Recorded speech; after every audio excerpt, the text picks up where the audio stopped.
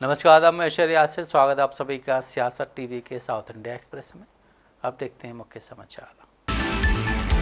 तेलंगाना के मुख्यमंत्री रेवंत रेड्डी ने कहा है कि अमेरिकी राष्ट्रपति डोनाल्ड ट्रंप ने भारत पर उच्च शुल्क लगाने जैसे फैसले से अमेरिकी अर्थव्यवस्था पर भी असर पड़ेगा। दिल्ली में कार्यक्रम में बोलते हुए उन्होंने महसूस किया है कि अगर भारतीयों को वीजा और एंट्री से इनकार किया जाता है तो अमेरिका में शैक्षणिक संस्थान और अन्य लोग भारत में कैंपस शुरू कर सकते हैं। उन्होंने कहा है कि इससे हमारी अर्थव्यवस्था पर कोई असर नहीं पड़ने वाला है, इसका असर अमेरिकी अर्थव्यवस्था पर ही पड़ने वाला है। अगर वो वीजा देने में अनिच्छुक हैं, अगर वो भारतीयों को एंट्री देने में अनिच्छुक हैं, तो वो सभी संस्थान भारत आने वाले हैं। रेड्डी ने कहा है कि ट्रंप की अचानक घोषणा करने की शैली लंबे समय तक काम नहीं करेगी। अमेरिकी राष्ट्रपति डोनाल्ड ट्रंप द्वारा H-1B आवेदकों को प्रायोजित करने के लिए कंपनियों द्वारा भुगतान की जाने वाली फीस को बढ़ाकर $1 लाख करने के कार्यकारी आदेश पर हस्ताक्षर करने पर तेलंगाना जागृति प्रमुख के कविता का कहना है कि तेलुगु लोगों ने देश को विकसित करने और इसे तकनीकी रूप से मजबूत देश बनाने में अमेरिका में योगदान दिया है। तेलुगु सॉफ्टवेयर इंजीनियरों और तेलुगु व्यवसायियों ने महान योगदान दिया है। देखिए, अमेरिका में पहले से ही तेलुगु लोगों का बहुत ही ज़्यादा कंट्रीब्यूशन है अमेरिका को डेवलप करने में, अमेरिका को टेक्नोलॉजिकली एक साउंड कंट्री बनाने में। तेलुगु सॉफ्टवेयर इंजीनियर्स का, तेलुगु बिजनेसमैन का बहुत ज़्यादा कंट्रीब्यूशन है।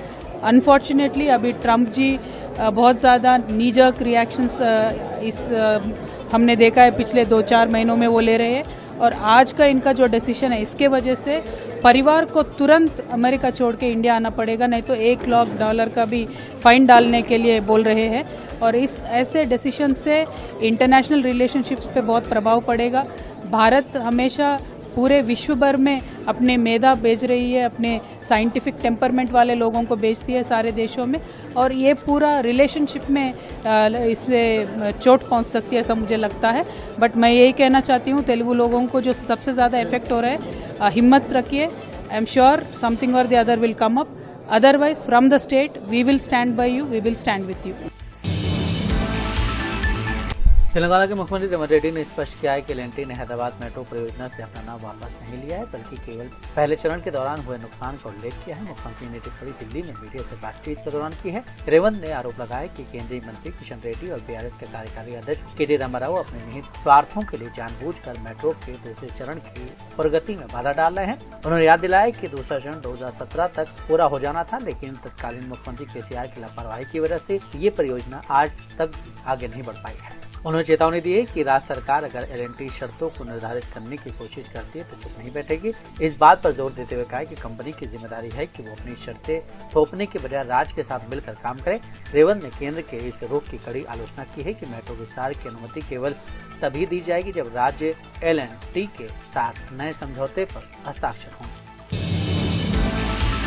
स्टेशन धनपुर से विधायक कदियम श्रीहरि ने खुद को केवल अपने फार्म हाउस तक ही सीमित रखते हुए राजनीति में शामिल होने के लिए पूर्व CM के चंद्रशेखर राव की आलोचना की है। उन्होंने कहा कि BRS प्रमुख ने राज्य में राजनीतिक व्यवस्था को बाधित कर दिया है।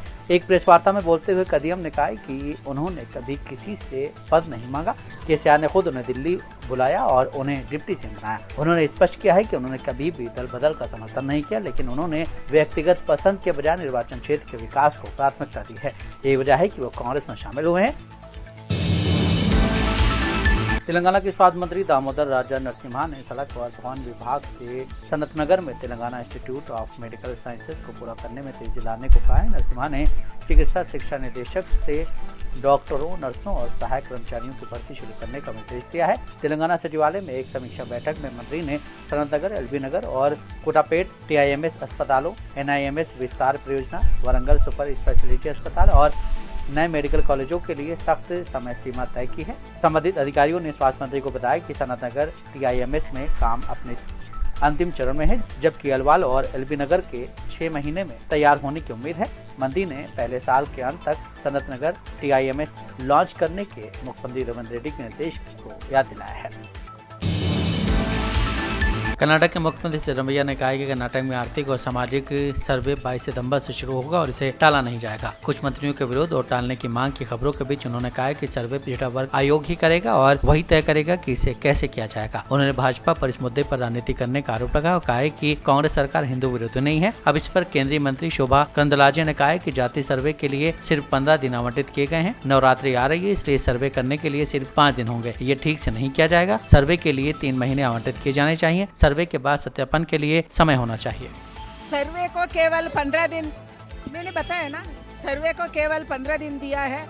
15 दिन में नवरात्रि है, केवल 5 दिन मिलेगा सर्वे करने के लिए। ये ठीक से सर्वे नहीं होगा।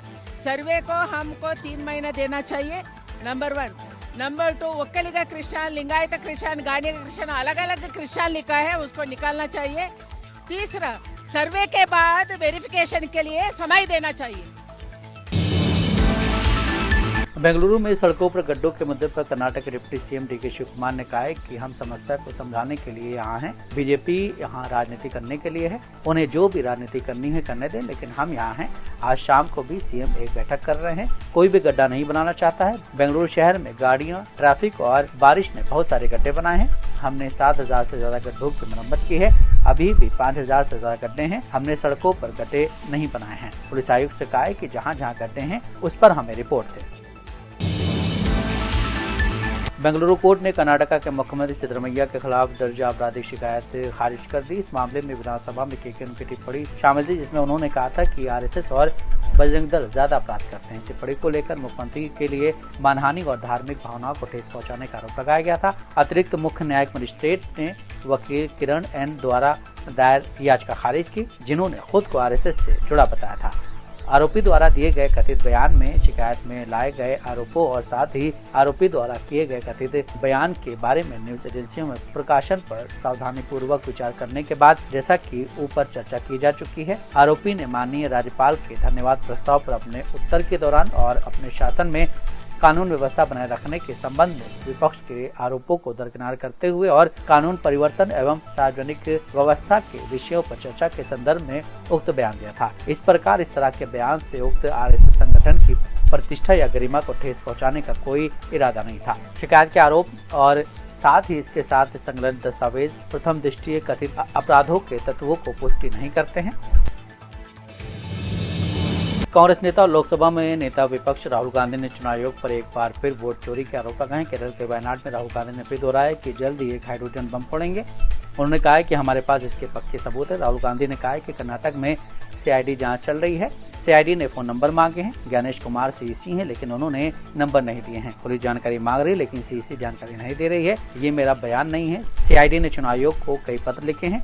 कांग्रेस सांसद ने कहा है कि हमने महादेवपुरा में देखा, हमने आनंद में देखा है। हम ऐसे सबूत पेश करेंगे जिससे ये साबित होगा कि नरेंद्र मोदी ने वोट चोरी की है। हम एक हाइड्रोजन बम फोड़ेंगे क्योंकि हमारे पास सबूत है, हमारे पास 100% प्रूफ है। कांग्रेस नेता ने कहा है कि मैं अपने लोकतंत्र, देश और संविधान से बहुत प्रेम करता हूं और ऐसी कोई बात नहीं करूंगा जो तथ्य पर आधारित ना हो। आनंद विधानसभा क्षेत्र में 6018 मतदाताओं का नाम हटाने के लिए आवेदन दिए गए। ऐसा कांग्रेस मतदाताओं को निशाना बनाकर किया गया।